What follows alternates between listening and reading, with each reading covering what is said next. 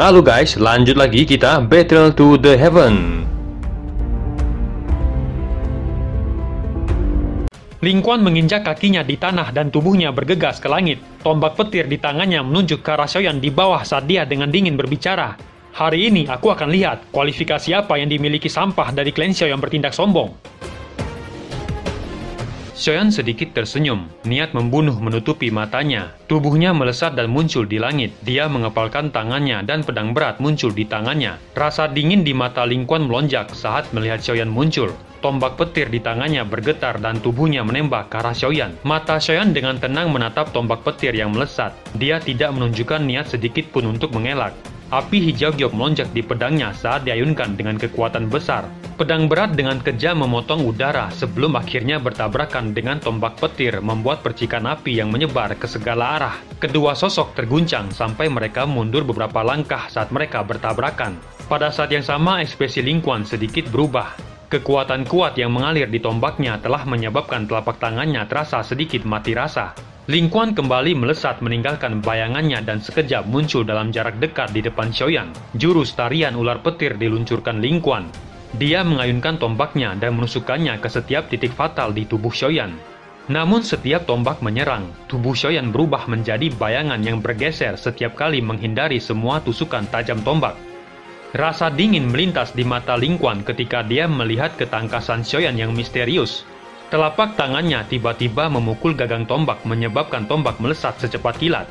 Namun saat tombak akan menghantam dada Xiaoyan, tangannya dengan kuat mencengkram tombak dan menghentikannya. Xiaoyan mengepalkan tangannya dan tombak panjang itu hancur berkeping-keping. Teknik tombak yang sama sekali tidak berguna, kata Xiaoyan dengan senyum dingin. Ekspresi Ling Quan nampak berubah melihat tombak itu dihancurkan. Tubuhnya bergegas kembali. Di saat yang sama, kedua tangannya membentuk keterampilan segel dewa. Perubahan pertama misterius diluncurkan Xiaoyan membuat douqinya tiba-tiba melonjak dan mencapai tingkat yang setara dengan kekuatan Ling Quan. Petir menyala dan tubuhnya melesat dan sekejap muncul di depan Ling Quan. Kecepatan Xiaoyan menyebabkan hati Ling Quan terguncang. Segel di tangannya segera dilemparkan ke depan saat teriakannya terdengar, "Segel pemecah gunung!" Xiaoyan melayangkan tinjunya dan dengan kejam menabrak tangan Ling Quan tepat saat dilemparkan ke depan. Api hijau giok melonjak di tangan Xiaoyan saat ini. Xiaoyan yang juga akrab dengan segel dewa jelas tahu kekuatan dan kelemahan dari segel pemecah gunung. Sementara api melesat ke seluruh langit, sedikit suara retakan muncul di segel tangan Ling Quan membuat ekspresinya segera berubah. Kakinya dengan cepat melangkah mundur setelah diserang balik dengan kejam oleh Xiaoyan. Tangannya yang lain sekali lagi membentuk segel. Namun sebelum segel bisa sepenuhnya terbentuk, Xiaoyan tiba-tiba muncul dan dengan kuat mencengkram tangannya. "Segelmu terbentuk sangat lambat. Douqimu tipis. Kamu jauh lebih buruk dari harapanku. Sungguh mengecewakan dan lemah," kata Xiaoyan perlahan menggelengkan kepalanya. Matanya mengandung ejekan saat dia melihat wajah Ling Quan yang nampak pucat. Pasukan hitam tercengang saat melihat Ling Quan akan dikalahkan secara menyedihkan di tangan Xiaoyan. Mereka bahkan tidak melihat Xiaoyan menggunakan satu teknik apapun sejak awal, dan hanya mengandalkan douqi di dalam tubuhnya. Ling Quan ini benar-benar akan menelan penghinaannya sendiri kali ini, kata Gumao. Suner di sampingnya nampak tenang. Dia memiliki pemahaman tentang kekuatan Xiaoyan. Meskipun Ling Quan telah menjalani pelatihan elit dari klan Gu, namun dia jarang mengalami duel hidup dan mati. Pengalaman bertarungnya sama seperti surga dan bumi jika dibandingkan dengan Xiaoyan. Kekejaman melonjak di mata Ling Quan saat dia mendengar ejekan Xiaoyan. Douqi di dalam tubuhnya melonjak, telapak tangannya dengan keras menabrak tangan Xiaoyan. Perubahan Ling Quan yang buas menyebabkan Xiaoyan sedikit mengerutkan keningnya. Tangannya menekuk saat dia menghindari tebasan tangan Ling Quan. Tangan kanannya mengepal saat dia dengan cepat meninju dada Ling Quan. Douqi petir di tubuh Ling Quan melonjak dan berputar sebelum membentuk perisai dan memblokir tinju Xiaoyan. Pikir Xiaoyan menyipitkan matanya saat dia merasakan douqi Ling Quan yang tiba-tiba melonjak. Tubuhnya berkedip dan dengan gesit mengambil beberapa langkah mundur. Teknik darah. Orang ini benar-benar tidak ingin hidup. Dia bahkan menggunakan teknik rahasia yang akan melukai diri sendiri, kata Gumao tanpa sadar tenggelam sebelum mengalihkan pandangannya ke Suner. Abaikan saja, dia hanya mencari penghinaannya sendiri, kata Suner dengan senyum dingin. Petir membungkus tubuh Ling Quan di langit. Sesuatu yang berwarna merah terus merembes keluar. Tatapannya menatap tajam ke arah Xiaoyan saat dia mengepalkan tinjunya. Tombak petir merah perlahan muncul di tangannya. Xiaoyan melihat Ling Quan yang membawa kekuatan menakutkan. Teknik rahasia klan Gu cukup kuat. Saat ini kekuatan Ling Quan mendekati bintang 7 dojong. Meskipun teknik rahasia itu kuat, namun sama sekali tidak berguna jika dia tidak memiliki dasar yang kuat, pikir Xiaoyan. Kekejaman di mata Ling Quan menjadi lebih padat saat dia melihat sikap Xiaoyan. Tubuhnya bergetar dan tiba-tiba menghilang. Xiaoyan perlahan menggeser kakinya setengah langkah, tepat ketika tombak melewati bahunya. Tombak yang meleset segera berubah arah dan dengan kejam menembak ke arah kepala Xiaoyan. Ekspresi Xiaoyan tidak berubah. Kepalanya mundur ke belakang dan tombak petir melewati wajahnya. Di saat yang sama, kakinya menginjak ruang kosong dan tubuhnya berputar dengan cepat. Saat tendangan yang sangat kuat dengan kejam diayunkan ke ruang kosong di sampingnya. Tubuh Ling Quan muncul tepat ketika tendangan diayunkan. Sebuah perisai sekali lagi muncul di depannya. Namun perisai kali ini tidak dapat memblokir semua kekuatan. Kekuatan tendangan yang tersisa masih mengguncang Ling Quan sampai dia mundur beberapa langkah dengan menyedihkan. Ekspresi Ling Quan menjadi gelap dan serius setelah mundur dengan menyedihkan. Di saat yang sama, segel di tangannya sekali lagi berubah, dan douci yang kuat dengan cepat terbentuk di telapak tangannya. Xiaoyan menyipitkan matanya saat melihat itu. Tubuhnya bergerak saat berubah menjadi bayangan hitam yang melesat. Setelah menderita kerugian terakhir, Ling Quan tidak lagi berani mendekati Xiaoyan. Tangannya melepaskan tombak petir dan tubuhnya membentuk posisi setengah berputar. Pada saat yang sama, kaki Ling Quan dengan kejam menendang gagang tombak, membuat tombak menembak ke arah Xiaoyan dengan cara yang ganas. Xiaoyan melihat tombak yang melesat. Tubuhnya melompat dan kakinya dengan tepat menginjak tombak dan sekejap muncul di depan Ling Quan. Kilatan dingin melintas di mata Ling Quan. Segel pembalik laut diluncurkan Ling Quan yang dengan kejam menghantam bagian depan Xiaoyan. Telapak tangan Xiaoyan dengan cepat terulur sebelum sikunya dengan kejam memotong ke depan.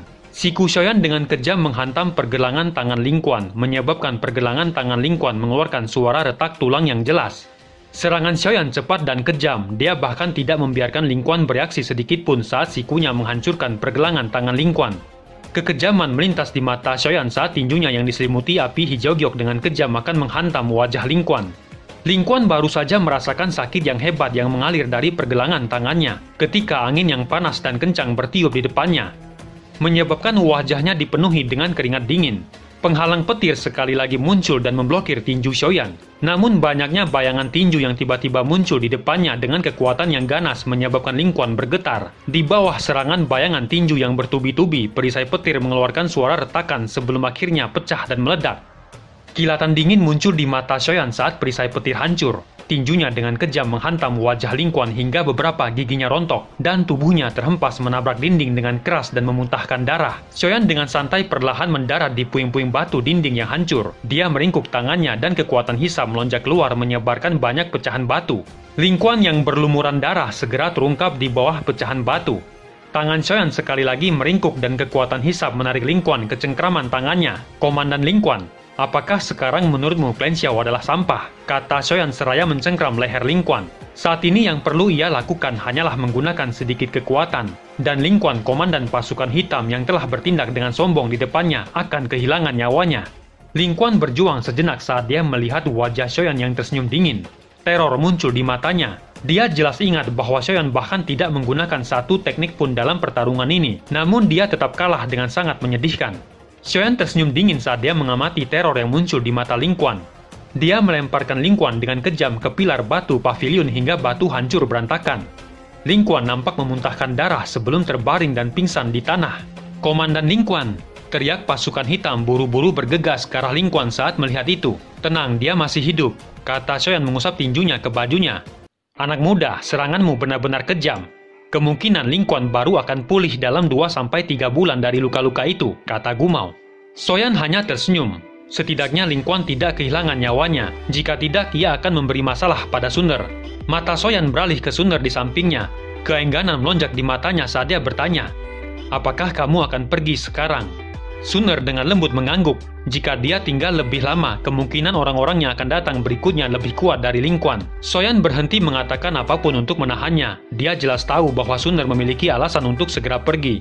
Tunggu aku di Klan Gu. Setelah aku ke Menara Pil dan menyelamatkan Yolau, aku akan datang mencarimu, kata Xiaoyan. Suner tersenyum manis saat melihat ekspresi Xiaoyan yang serius.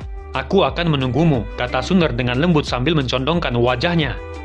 Setelah memandang Xiaoyan sejenak, Suner melompat ke langit dan dengan lembut mendarat di kepala binatang magis. Anak kecil Xiaoyan, jaga dirimu, cepat tingkatkan kekuatanmu. Jangan biarkan nona muda datang dan membantumu lain kali, kata Gumao tersenyum. Xiaoyan keke, hati-hati, kata Suner menoleh dan menatap Xiaoyan. Sesaat kemudian dia melambaikan tangannya. Angin liar terangkat dan binatang magis mengeluarkan raungan sebelum dengan cepat terbang dari kota Ye. Suner, tunggu aku.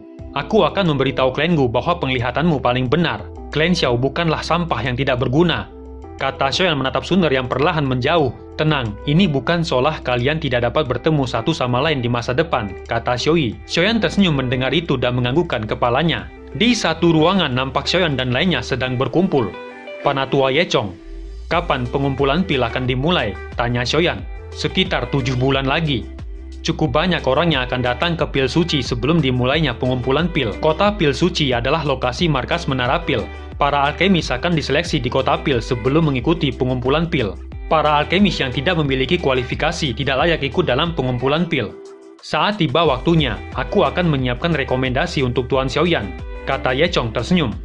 Lalu bagaimana dengan cara pemilihan di pengumpulan pil? Tanya Xiaoyan. Pemilihan pil dibagi menjadi tingkat surga, bumi, dan manusia. Hanya mereka yang dapat bertahan melalui babak pemilihan surga akan tetap tinggal dan layak mengikuti kompetisi final. Ini memang cukup merepotkan.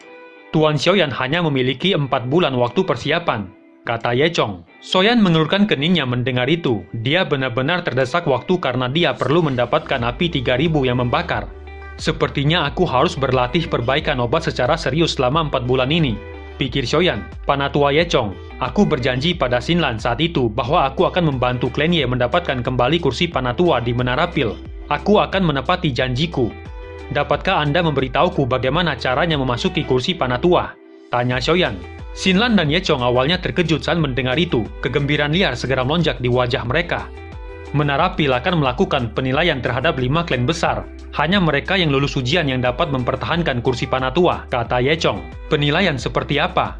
Tanya Xiaoyan menyipitkan matanya. Menara Pil sangat memilih generasi muda.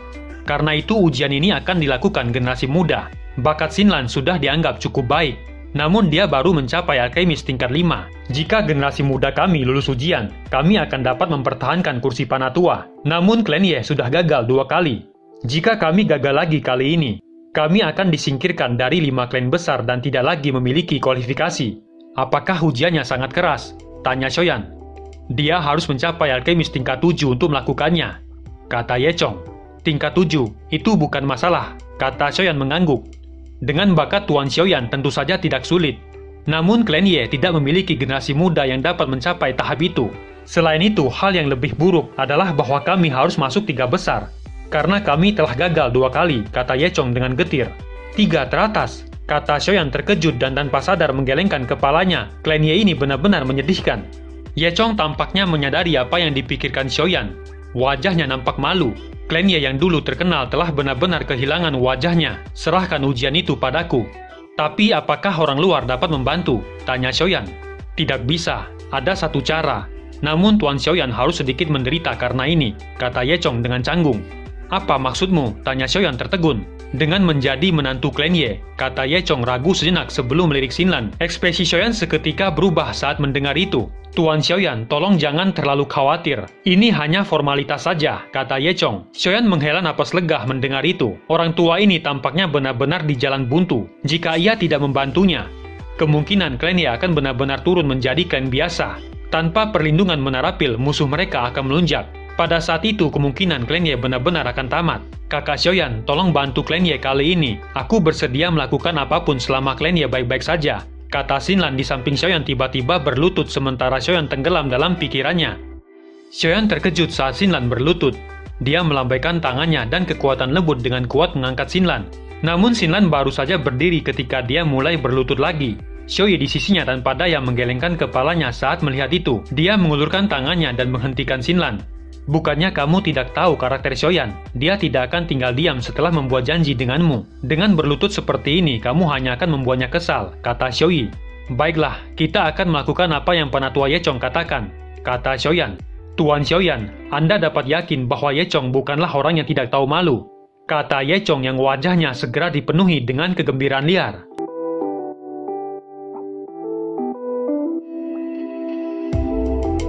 cerita pun selesai. Nantikan spoiler selanjutnya guys. Buat yang belum subrek, dibantu subrek yo guys, biar jalan terus spoilernya. Buat yang udah subrek, mudahan dilancarkan rezekinya. See you and ciao.